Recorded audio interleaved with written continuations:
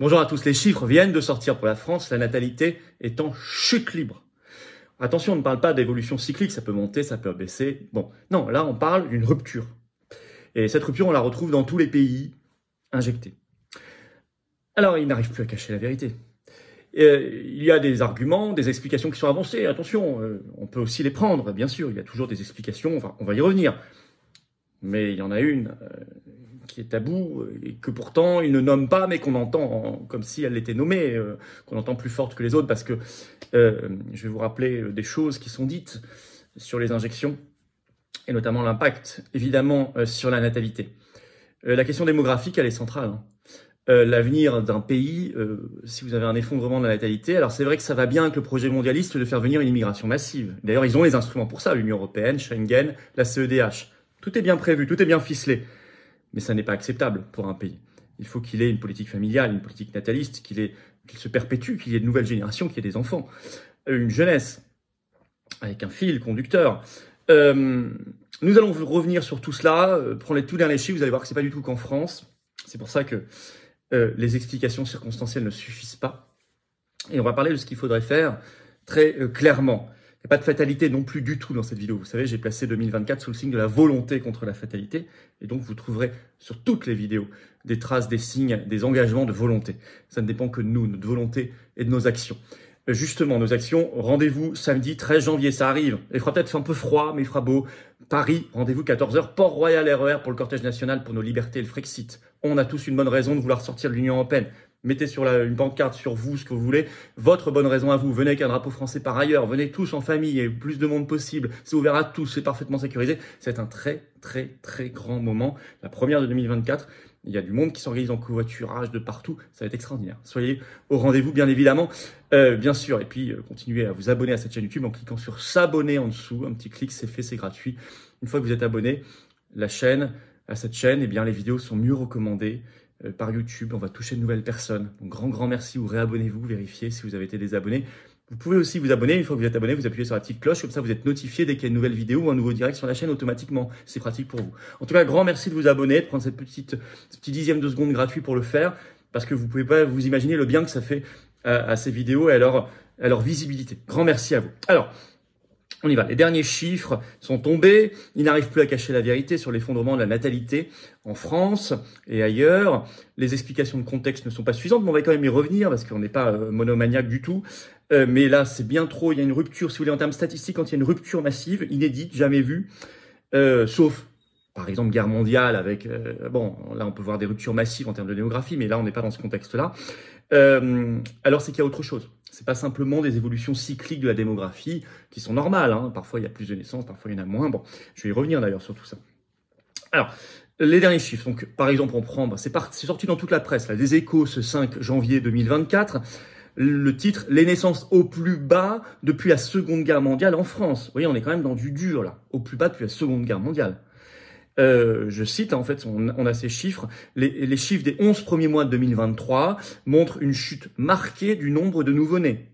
Entre janvier et novembre 2023, il y a eu en France 621 691 naissances selon l'INSEE. C'est moins 7% par rapport à la même période en 2022. Quand vous avez une baisse de 7%, c'est une rupture. C'est pas une baisse tendancielle. C'est pas une baisse cyclique, conjoncturelle classique ou une hausse. C'est une rupture, 7%. Moins 7%, ça veut dire que vous prenez une naissance sur 14, vous l'enlevez. C'est massif. Déjà en 2022, il y avait eu 726 000 naissances en France, c'était moins 2,2% par rapport à 2021, mais vous voyez là, la baisse elle est 3 fois plus forte qu'en 2022. Et je cite toujours l'INSEE, cela fait 17 mois sans interruption que les naissances reculent dans l'Hexagone, et cette tendance s'observe dans toutes les régions du pays, sans exception. Alors, vous savez, c'est une tendance qui avait été amorcée dans les années 2010, mais la tendance, il y avait depuis les années 2010 une baisse de la natalité française, mais pas des 7% par an. C'était parfois une baisse de 0,5%, 1%. En fait, si vous prenez un peu de temps long, sur les 30, on va dire, dernières années, il y a eu une baisse de la natalité française dans les années 90. On a même atteint un point bas, je crois, en 94. Il y a eu une remontée, on parlait d'un baby boom français, petit baby boom, dans les années 2000. Ça avait commencé à la toute fin des années 90. Vous avez eu une baisse ensuite à partir de 2011, dans les années 2010. Et en réalité, là, on n'est plus dans ces cycles, si vous voulez. On est il faut bien comprendre cela, dans quelque chose de massif. Et c'est pas qu'en France. En 2022, déjà en Allemagne, on aura bientôt les chiffres de 2023, moins 7,2%. Là aussi, c'est une rupture. Et vous allez voir, je vais vous donner plein d'exemples dans d'autres pays injectés. Alors, il y a des explications officielles qui peuvent exister, mais en fait, ils n'arrivent plus à cacher la vérité, je le disais. Elles peuvent être en partie explicatives, attention, hein, je ne les nie pas, mais elles n'expliquent en rien, un, la rupture massive, et deux, son caractère universel. Par exemple, les Échos parlent d'explications possibles, je vais vous citer. Hein. Les démographes identifient plusieurs facteurs, les inquiétudes liées au contexte post-Covid, avec la guerre en Ukraine et la survenue de l'inflation, mais aussi des tendances plus lourdes de fond comme la fragilité économique, ça c'est pas nouveau, ou un besoin d'émancipation individuelle plus présent. Les femmes diplômées sont celles qui se projettent le plus en dehors de la maternité, elles s'investissent, s'épanouissent dans d'autres domaines personnels ou professionnels, indiquait Catherine Scornet, maîtresse de conférence à l'université Aix-Marseille auprès de l'AFP. D'accord, oui, les relations des femmes à la naissance, par exemple, etc. Mais ça, c'est un phénomène sur des dizaines d'années et ça ne peut pas statistiquement expliquer une baisse de 7% en un an.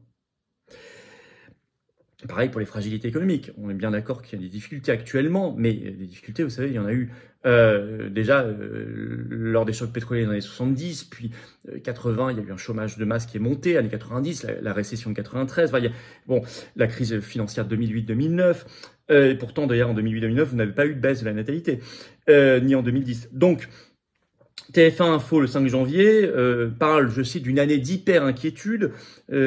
Pourquoi la natalité continue de baisser en France en 2023 en parlant de natalité en chute libre. Alors, des explications notamment par l'inflation. Je vais vous citer TF1 Info. La raison principale de cette nouvelle baisse, une année d'hyper-inquiétude liée à l'avenir économique, affirme Rémi Oudghiri, sociologue, directeur de Sociovision du groupe IFOP. On est entré dans un niveau inédit d'inflation qu'on n'avait jamais connu depuis les années 70. D'autant plus que sur des postes de dépenses vitaux comme l'alimentation, l'énergie, l'électricité ou encore le carburant, analyse-t-il. Bon, là, ce serait l'inflation.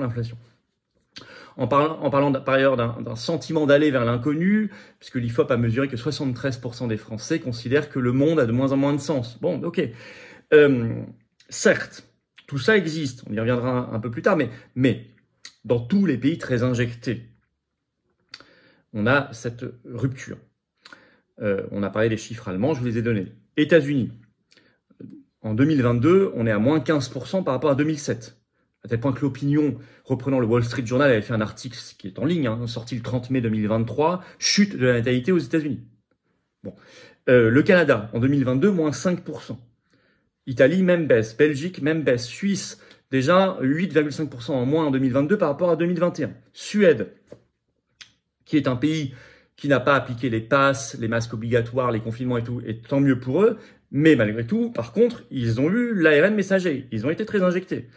Et là, vous avez par exemple récemment, le 25 décembre dernier, une interview dans François du docteur suédois Sven Roman, et qui parle de cette natalité en Suède. Même constat, la baisse s'accélère. En fait, ils ont eu moins 8,6% en 2022 et ils s'attendent à moins 12,3% en 2023. Donc là, vous voyez, on n'est pas dans des baisses cycliques tendancielles. On est dans une rupture. La baisse s'accélère. Il a regardé mois par mois. Allez voir cet article si ça vous intéresse. Il y a tous les graphiques avec les baisses en pourcentage mois par mois. Et on voit qu'en 2023, ça s'accélère, comme il se dit, 10 à 15% inférieur à la décennie précédente au même moment, alors qu'en 2022, c'était 4 à 12% inférieur. Donc là, c'était déjà en baisse, mais en 2023, la baisse s'est accélérée. Alors, je rappelle quand même le rôle des injections, parce qu'il y a des choses qui ont déjà été dites et écrites là-dessus. Vous avez par exemple un grand papier qui est toujours dans Valeurs Actuelles, qui était sorti le 12 janvier 2023, il y a un peu moins d'un an. Le titre « Vaccin contre le Covid, la fertilité en danger ». Je vais vous lire le chapeau. Ménopause précoce, règles hémorragiques, endométriose fulgurante, retour des règles chez les femmes âgées, fausses couches, 3 petits points. Un lien de causalité entre les injections et les troubles du cycle menstruel est établi. Pourtant, celles qui en souffrent se voient taxées de stressées ou d'hystériques, voire d'abominables complotistes. Bon, donc là, il parlait bien du lien avec la fertilité, la natalité. Vous avez un aveu d'ailleurs sur France 2. Vous voyez, on n'est pas dans Complot Magazine. Sur France 2, complément d'enquête, ça date du 5 mai dernier, 5 mai 2023. Monsieur Vaccin, professeur Fischer, vous vous souvenez de Monsieur Vaccin, nommé par le gouvernement. Le professeur Fischer, il était invité de complément d'enquête sur ce sujet-là. Et regardez, vous avez toujours le tweet de complément d'enquête, je vous le lis. En 2021, Alain Fischer parlait de fake news concernant les craintes de certaines femmes pour leurs règles et leur fertilité. Aujourd'hui, l'ancien monsieur Vaccin du gouvernement reconnaît que ce produit peut donner des troubles menstruels bénins. Alors, il continue de dire c'est bénin et tout, mais au moins, maintenant, il dit que c'est vrai. En 2021, il parlait, France 2 le rappelle, de fake news. Pour une fois qu'une chaîne comme France 2 sur ce sujet-là fait son boulot, il faut le noter. Voilà, c'est le fameux complément d'enquête où ils avaient suivi dans les couloirs d'ailleurs Ursula von der Leyen sur ses SMS avec Pfizer et qu'elle n'avait pas répondu. Je vous avais partagé les vidéos. On la voit pendant 3-4 minutes, longues minutes de silence alors que le journaliste au moins 15 fois lui demande ce qu'il en est de ses SMS. Bon bah là c'est sur la fertilité. Ouais, donc là on parle de France 2, complément d'enquête et de monsieur Vaccin. Je rappelle cette étude, rappelée très récemment d'ailleurs sur Sud Radio par le professeur Raoult, qui est sortie dans Nature le 6 décembre dernier, sur les effets inattendus, je cite, des injections ARN messager, ça en fait partie, et la production de protéines absurdes. Bon, donc voyez bien, c'est un sujet d'abord essentiel, cette natalité. On peut aussi parler de la surmortalité, on en reparlera, on en a déjà beaucoup parlé. Mais là on est vraiment sur la natalité avec les chiffres qui viennent de sortir. Il n'y a pas d'avenir s'il n'y a pas de natalité. Le projet mondialiste, c'est l'immigration massive, qui est un projet suicidaire pour tout le monde. Pays de départ, pays d'arrivée, ça enrichit simplement le grand capital et les passeurs et les mafias, qui d'ailleurs travaillent ensemble. Bon, le rôle de l'Union européenne, de la CEDH et des guerres qui sont organisées pour faire fuir les gens, bien sûr, c'est bien pratique pour organiser cette immigration massive. Bon, mais ça n'est pas un projet possible et il faut le combattre. Les sujets à traiter sur la natalité, c'est redonner du sens, c'est vrai. Si vous avez le sentiment qu'un pays ne sait plus où il va, qu'il n'a pas de cap, c'est pour ça qu'aux Patriotes, on insiste beaucoup sur le cap, alors peut-être qu'effectivement, vous ne construisez pas l'avenir, ni une démographie, une natalité solide. Des difficultés économiques, mais ça suppose, on ne va pas refaire ici le programme économique, mais c'est une rupture majeure avec le mondialisme, le libre-échange, l'euro, tous les facteurs de désindustrialisation, d'appauvrissement. La politique familiale, personne n'en parle, c'est essentiel. Il y a plein de choses, d'avantages qui ont été supprimés, y compris dans les services publics. Il faut rétablir une vraie politique familiale. La politique du logement. Il est très compliqué d'avoir une famille avec plusieurs enfants si vous n'arrivez plus à vous loger avec suffisamment de pièces. J'ai fait toute une vidéo. Là, ce samedi 6 janvier 2024, c'est ma dernière vidéo sur cette chaîne sur la question de la crise du logement historique en France. Allez la voir, mais c'est une question qui est forcément liée. La question de l'optimisme. 2024, sous le signe de la volonté, c'est aussi pour réinsuffler de l'optimisme. On en a incroyablement besoin et c'est lié. Mais tous ces sujets sont importants, ils expliquent bien sûr une baisse de la natalité en partie, mais le sujet des injections est essentiel. Alors le docteur général en chef de Floride, le docteur Ladepo, l'a dit sur Twitter, je vous l'ai cité dans mon dernier direct, il faut arrêter tout de suite les injections ARN-M. Moi je le dis, voilà, je le dis clairement. Voilà. C'est simple, c'est clair, c'est net. Sur ce sujet-là notamment. N'hésitez pas à partager, n'hésitez pas à vous abonner ou réabonner à cette chaîne YouTube pour que ça circule mieux. C'est très important, c'est très concret. Vous ne l'aurez pas aux 20h ni sur les chaînes info. N'hésitez pas à venir vous battre à mes côtés, à nos côtés pour la vérité, la justice, la liberté, l'avenir, l'espérance, toute cette politique familiale, nataliste, l'avenir de la France, l'avenir de l'humanité. C'est ça nos valeurs, nos belles valeurs. Et c'est complètement anti-oligarchique. Adhérez, réadhérez, faites un don de soutien au mouvement pour nous aider à faire plus d'actions. On n'a pas les soutiens, les millions, les réseaux, les copains du système. Nous, on est anti-oligarchique. Venez apporter votre pierre, votre contribution. Rencontrez des gens qui pensent comme vous près de chez vous en devenant adhérent ou reprenant votre adhésion annuelle aux Patriotes, ça n'est plus à jour. Faites un don de soutien au mouvement pour nous aider à faire plus d'actions, coup de poing, de manifs, de tracts, d'affiches, sur tout ça. Et sur le reste, être très bien présent aux élections européennes, ça coûte cher. Adhérez, réadhérez, c'est le premier lien sous la vidéo en description. Ce lien est également en commentaire épinglé, une petite fiche maintenant sur l'écran et dans quelques secondes, un lien sur l'écran, vous choisissez. Faire un don de soutien au mouvement, c'est facile, c'est le deuxième lien sous la vidéo en description. C'est une baisse concrète de vos impôts, tout ça, parce que c'est défiscalisé aux 2 tiers, adhésion, don. Vous mettez 60 €, ça enlève 40 € d'impôt pour vous. Vous mettez 6 000 €, ça enlève 4 000 € d'impôt. Vous mettez 6 €, ça enlève 4 €, etc. Et par ailleurs, je vous rappelle, manif 13 janvier, samedi, rendez-vous 14h Paris, Port-Royal, RER, défilé national, Frexit et Liberté. Bravo aux donateurs réadhérents, bienvenue aux nouveaux adhérents patriotes et vive la France.